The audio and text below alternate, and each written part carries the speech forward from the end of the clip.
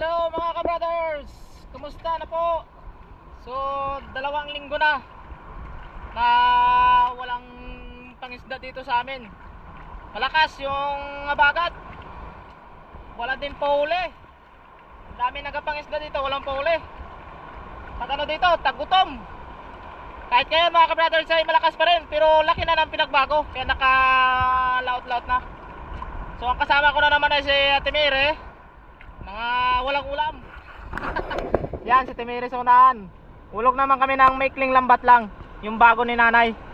Kasi kapag gantong malakas, yung may ano siya, may alon, hindi pwedeng mahaba ang lambat, mabilis madumihan. Pulutay dito mga ka-brothers, bali hapon nandito sa amin. Yan, malakas pa rin yung alon sa batuhan, pero kanina dito sa tabihan galing. Tsaka may ulan na naman yata na magbabadya. Okay, so mag-ahulog kami mga ka-brothers, pang ulan naman. Sana na naman ay makarami kami ng huli na Ate Mire. Alright.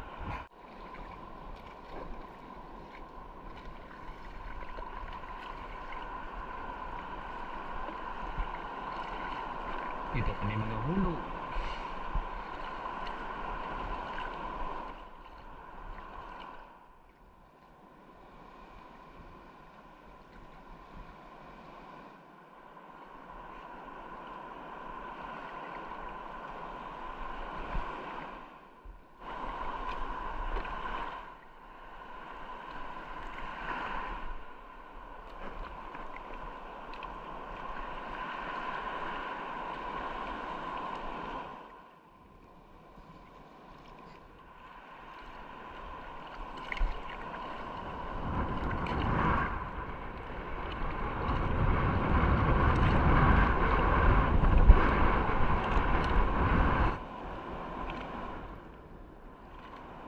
Tapos na.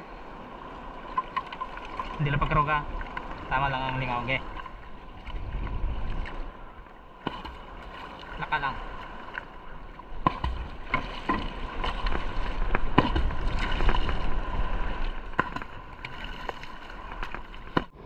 Mabuta lang. Batak agad. Ganun lang kabilis.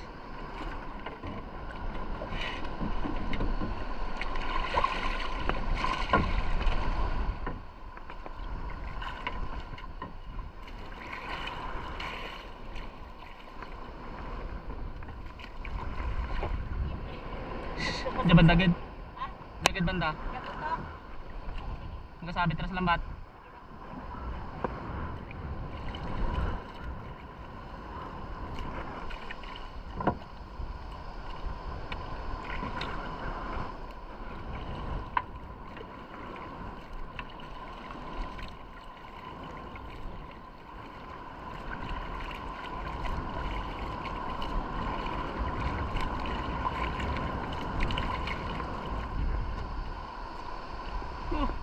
Mga ka-brothers, kahit banak lang man na maliit,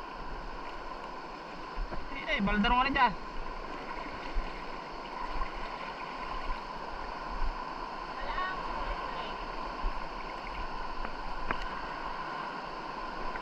Price pa dyan dati.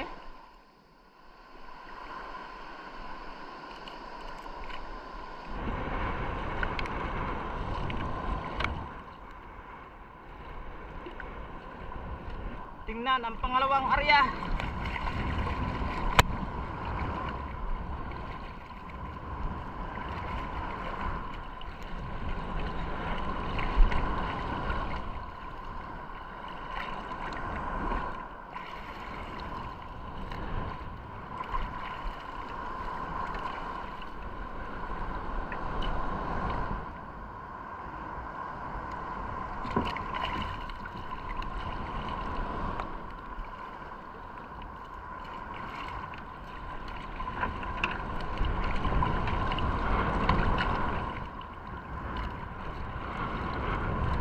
Yun. Oh, samaral. Samaral mga ka-brothers. Yes. Yeah.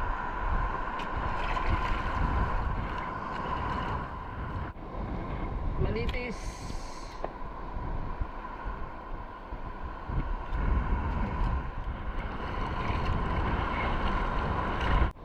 Dalawang piraso lang din sa pangalawang hulog.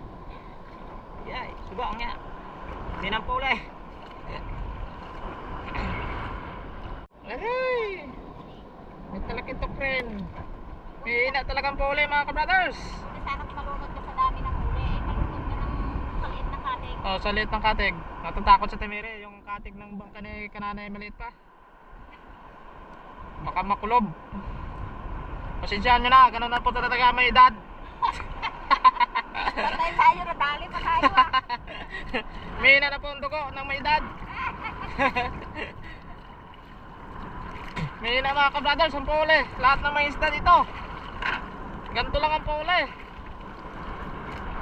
Ano, malay mo pag napitin sa puso yung wala. Eh sana may banak. Dito lang kasi may mangrove eh. Bakit God? Sana may banak.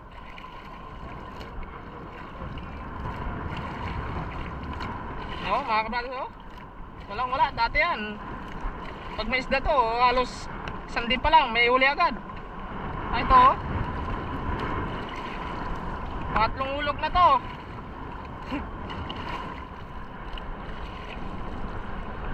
Yung tubig kasi pangit.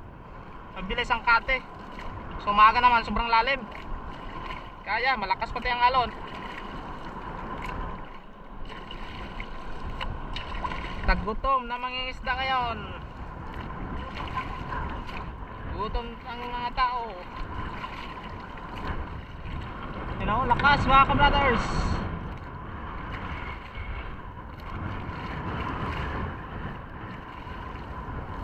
Tapos pero isang piraso lang. Grabe to. Hindi to mga guys.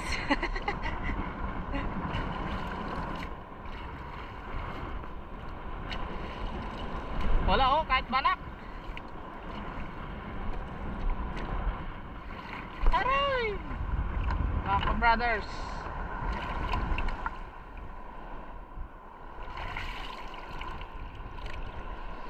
Oh, ay buti, hindi nagpalibak. Oh, masaya na. Ay pangulam na mga ka-brothers. Masaya na po ang matanda. Ay, joke lang. Yan, dalawang piraso. Buti, may tumuloy. Tama-tama. Lima ang huli natin sa tatlong lugar. Oo. O di, tatlo yun, dalawa akin. Oh, yun, tama. Talagang may ano na. Parte. May partiya na mga ka-brothers. Oh, Pwede. ayos din. Tama ang sabi mo sa dulo. Oo nga. Yan. Kuya. Oh, mga ka-brothers. Ayos. Hop, yung dumi. Uwi na to mga ka-brothers. Kati na eh. Laki na ng bawas ng tubig. Yan o, yan ang sabi ko sa inyo kapag mahabang lambat namin na ginamit ngayon, mababalda sa dumi. Kasi yung tubig magalaw dahil sa alon. Oh, yung alon doon na sa ano, batuan. Yan o, daming dumi. Yan ang kalaban ng lambat. Buti may dalawang nagtalang. Ikaw, nanganda sa dalawang banak. Kawawa daw tayo, sabi. Tawa sa atin. Kasi sabi ata. May limango pa sana sa dulo, no? Ah, Ay! sana nga. Daming limango yun din mga kabrothers, oh. Hindi lang natin maano. Huli-huli. Ah, yun lang talaga. Yeah, yun lang mga kabrothers. Dalawang piraso. Mga kabrothers, yun lang talaga ang huli namin. Yung dalawang isda, Timere, paano dito? Para ipakita natin sa kanila. Pero okay din. Kaysa sa ulam kami ng asin. Yan! Oh, 5 piraso. 4 na hulog. Tatlo nga sa'yo, pero sakupin mo si nanay dyan. Oh. Ayos yan. Uwi na mga ka-brothers. Kasi ang bilis ng tubig yan, lutay agad. Kapag umaga kasi, pag sabihin na palalim ang hulog, eh sobrang lalim naman. Tsaka pag malalim, ang masama nun mga ka-brothers, yung alon na yan malalaki sa laot na yan, pupunta sa tabi. Hindi kaya yun. Yung lambat ay madumi ang tudo. Tsaka makukulob yung mataob ito. Ang bangka ni kananay kasi maliit pa rin yung katig, hindi pa kami nakahanap eh. So okay na din, malungkot na sana si Temere. Ay may ulam na. Yan ang mga reason ng mga dumaang araw na hindi kami nagpakita, walang fishing mga ka-brothers. Hindi lang naman kami ang apektado ng bagat na to. Talagang sunod-sunod kasi yung bagyo na inaatak yung southwest monsoon. Talagang Yung dalawang linggo na puro ulan din talaga. yor, walang tigil ang 2 linggong ulan. Okay lang sana kung ulan na walang hangin tsaka walang alon. Eh talagang may hangin at alon mga ka-brothers. Ito ang disadvantage ng mga isda na dito lang tayo umaasa sa dagat. Ay talagang gutom. Madami, lahat dito ang affected area. At iwan lang sa iba pa. Sana naman ay umuwi na itong panahon at makapangisda namang mayos. Hindi rin kasi pag sinasabing red tide na ganyan ay may isda na. Ay depende rin kasi sa panahon mga ka-brothers. Sa timing ng tubig. Talagang talaga tagutom mga ka-brothers. Yun. Walang pansinan daw. Kaya kapag mga dumaang araw na naman, malakas na naman ang abagat na to, hindi tayo nakapag-upload. Ay itong reason mga ka-brothers ha. Malakas yung abagat. Hindi kami makapagpangisda. Maliban kapag may kabuti na at may mais, makapagluto tayo sa ibang Temere lang puntahan nyo mga ka-brothers. Okay, so bye bye, salamat sa panonood. Kahit ganun lang kadami aming uli. Salamat sa Diyos. Yes, thank you Lord pa rin daw, sabi ni Temere, kasi ligtas. Yan ang mahirap oh. Hirap magpalaot yan sa malayo mga ka-brothers. Talagang ang isang paa mo yan, nasa ukay na. Sira ang bangka. Sira ang bangka. Ay kapag nalubog ka dyan, nalunod ka pa eh. Bye bye. Sigurado. So bye bye mga ka-brothers. See you another video kapag makapagpangisda ulit pag okay ang panahon. Yan mga ka-brothers oh. Akala mo ay after ng hulog ay okay na. So ang sagwanin pa namin doon no. Malaya pa aming bahay, ang hangin na malakas. Bawat sagwan mo yan bumabalik. Oo. Bawat sagwan na Temere, tinutukuran ko na pero hindi umabante. Wala. Talagang hagupit ng abagat ito, hindi naman bagyo. Abagat lang talaga.